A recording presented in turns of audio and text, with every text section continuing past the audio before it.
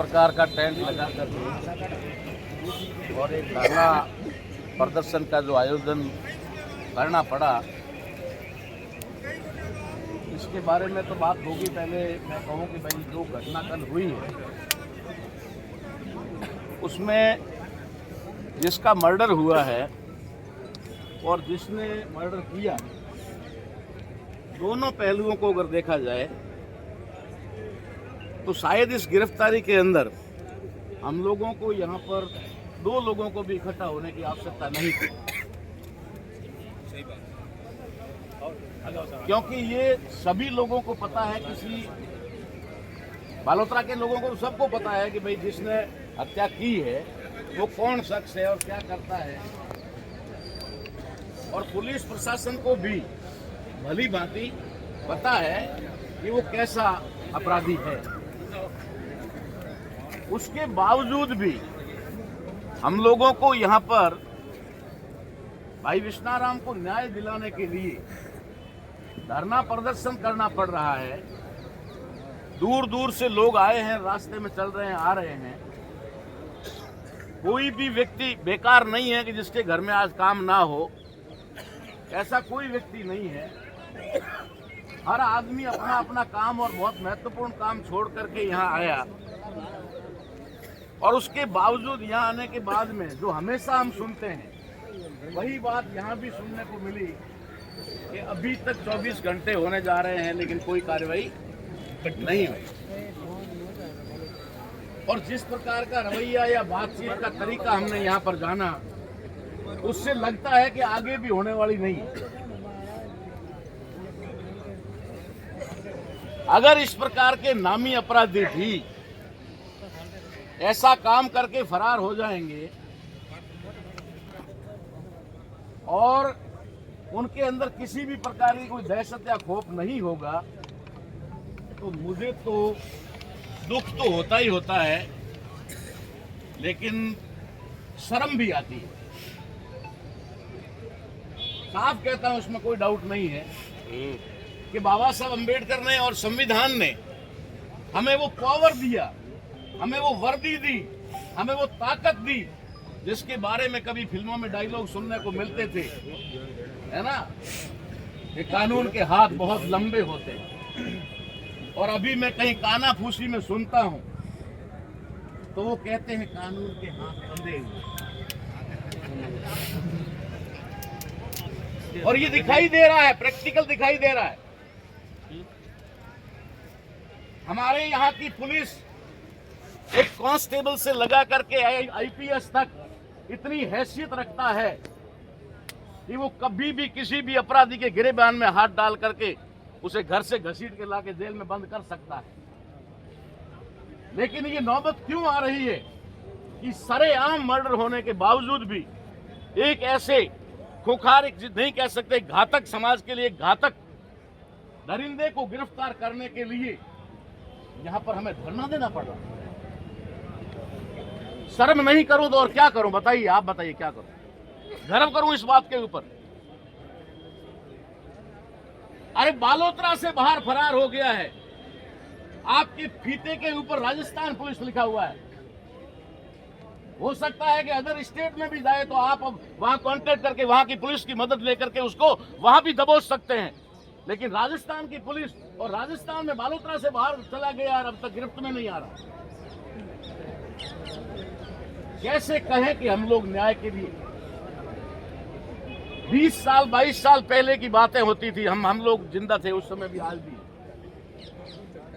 उस समय जब भी कोई अपराध होता था ना, कोई धरना नहीं लगता था, कोई किसी प्रकार का प्रदर्शन नहीं होता था।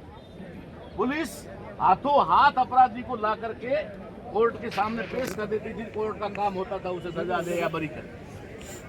लेकिन आज कोर्ट तो कोर्ट की जगह बैठा है और हमें तो यहाँ पर पहले ही पायदान में रुकावट मिल रही है।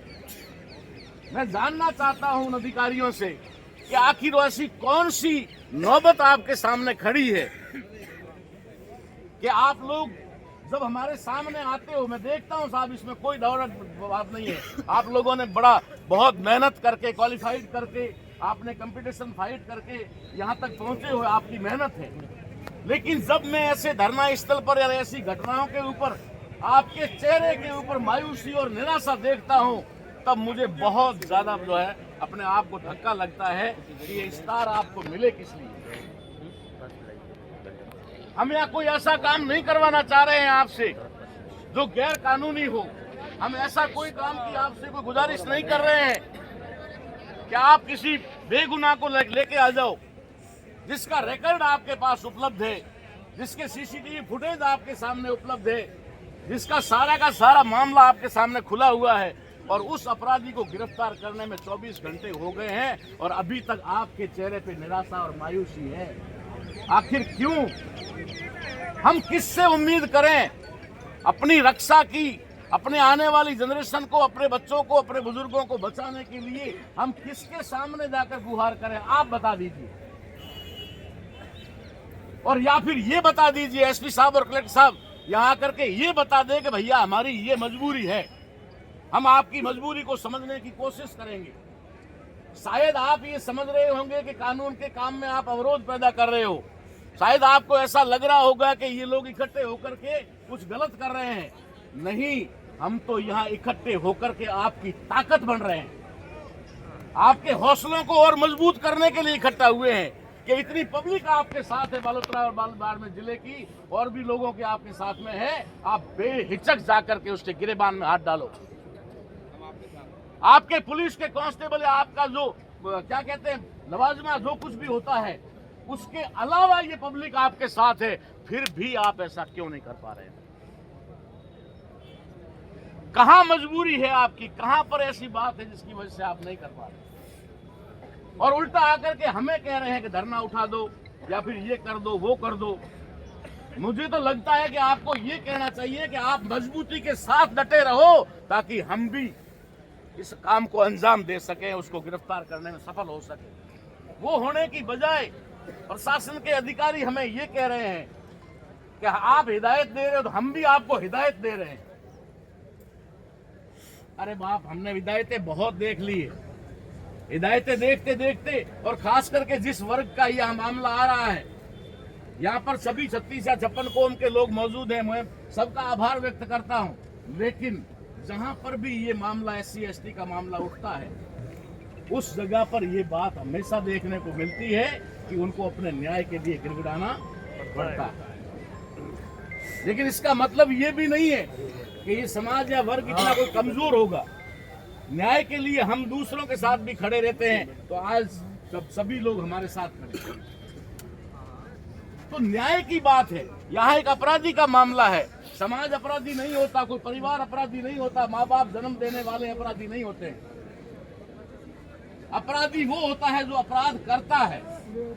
और बालोतरा के अंदर पुलिस और प्रशासन की नजर के सामने वो अपराधी इतना खतरनाक रूप धारण किया, कल को वो क्या करेगा बताओ आप आराम से बैठे हुए हो सारे के सारे, और वो ये सोच रहा होगा कि आज नहीं तो कल तो गिरफ्तार होऊंगा ही होऊंगा, किसी न किसी अदावती वाले का एक आध को और ले लेता हूं तो दूसरा मर्डर हो जाएगा।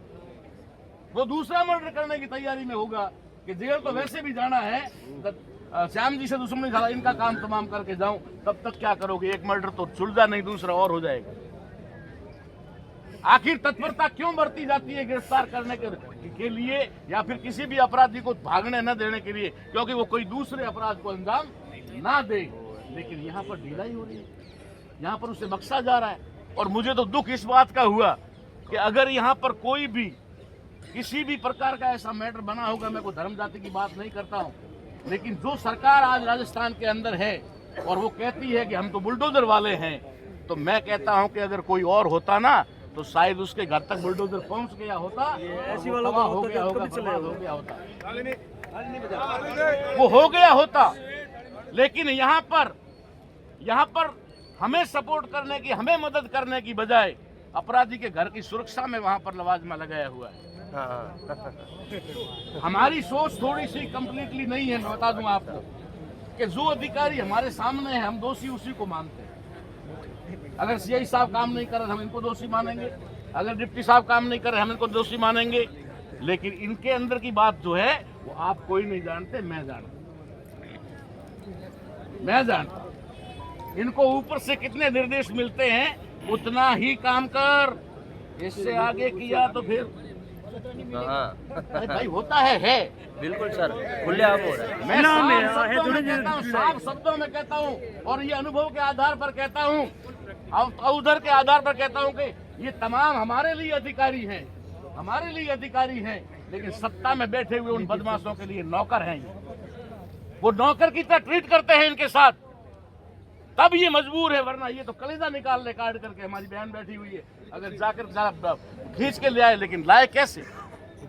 कहीं न कहीं हम मजबूर हैं। इसलिए एसपी साहब और कलेक्टर साहब को, जो हमारे यहाँ के नुमाइंदे हैं, हमारे यहाँ के सर्वोपरि ऑफिसर हैं, उनको आकर के इस पब्लिक को शांत करना चाहिए, इनको आश्वासन देना चाहिए। और आश्वासन से कोई काम नहीं चलने वाला है। हमें पहले न्यूज मिलनी चाहिए कि गिरफ्तार हो चुका है। ये हमारी पहली न्यूज। हमें 1 करोड़ 50 लाख 25 लाख ये भीख नहीं चाहिए, जाए भाड़ में, ये भीख हमें नहीं चाहिए। हम हमारे समाज के इतने सारे लोग हैं, 1-1 रुपया करेंगे ना, वो कर दिया उस मालपुरा के लिए 4 करोड़ 4.5 करोड़ कर दिया है। किसने किया? समाज ने किया ना। कौन सा मुआवजा दिया सरकार ने?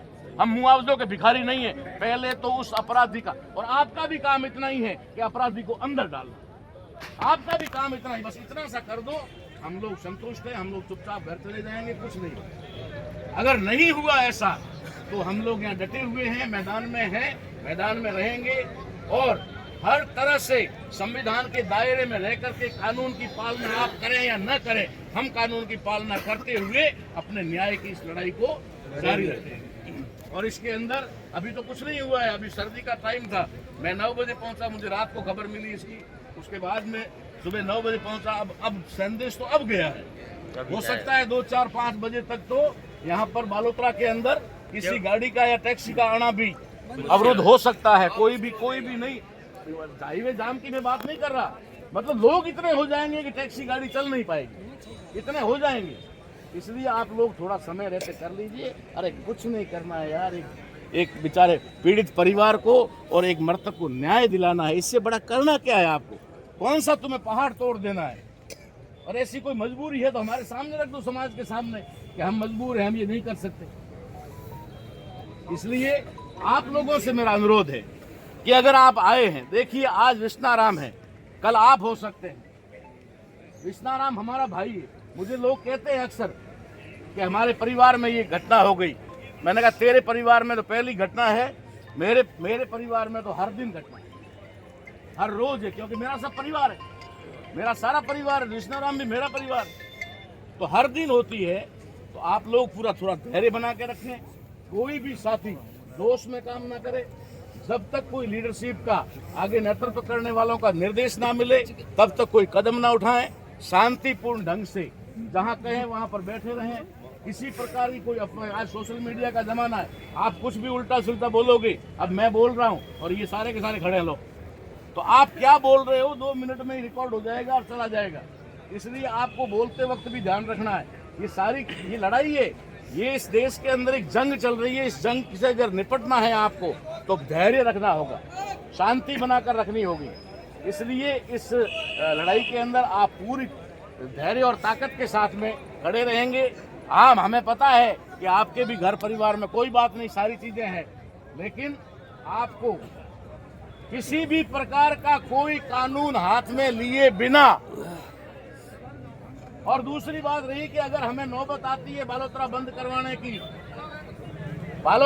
करवाने की नौबत आती है, तो मैं हाथ जोड़कर सबसे पहला निवेदन करना चाहूंगा व्यापार मंडल के साथियों से। जो बालोतरा के व्यापार मंडल के साथी हैं, वो अपील करके इस जो बेगुनाह मारा गया है उस भाई विष्णाराम के लिए 1 दिन का त्याग कर दे। हमें आकर कोई दुकान बंद ना करवानी पड़े, और हम जाएंगे भी नहीं बंद करवाने। क्योंकि अगर आप किसी के मरने के बाद में भी अगर कोई जानवर भी मर जाता है तो पास के जानवर खाना नहीं खाते। अगर आप किसी की लाश पड़ी है और आप अगर बिजनेस करो तो कमा लो, हो जाओ करोड़पति, हमें कोई ऐतराज नहीं है। लेकिन मुझे उम्मीद है कि वो पूरा सपोर्ट पहले भी करते थे और आज भी करेंगे। तो हमें किसी प्रकार का कोई जबरदस्ती कोई दुकान बंद करवाने का मैटर नहीं है। ठीक है, अभी हमारे अधिकारियों से बात होगी, क्या आगे संदेश आ रहा है उसको ध्यान में रख करके हम लोग करेंगे। लेकिन आप लोगों को जब तक यहाँ से कोई हिंट नहीं मिलता है तब तक कुछ नहीं करना। इतने क्या करके मैं अपनी वाणी को विराम देता हूँ।